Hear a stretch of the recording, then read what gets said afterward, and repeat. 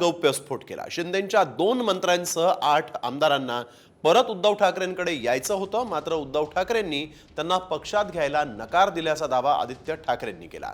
ठाकरे गटात परत येण्यासाठी या 2 मंत्र्यांसह 8ही जण माफी मागण्यासाठी म्हणून तयारही होते, असाही दावा आदित्य ठाकरेंनी केलाय।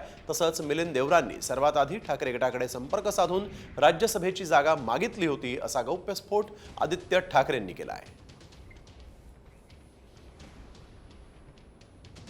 शिंदेंच्या 8 आमदारांना उद्धव ठाकरेंकडे परत यायचं होतं। एकनाथ शिंदेंच्या 2 मंत्र्यांचाही त्यात समावेश होता।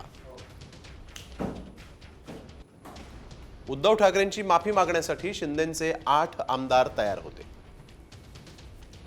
मिलिंद देवरांनीही सर्वात आधी ठाकरेंनाच संपर्क केला होता।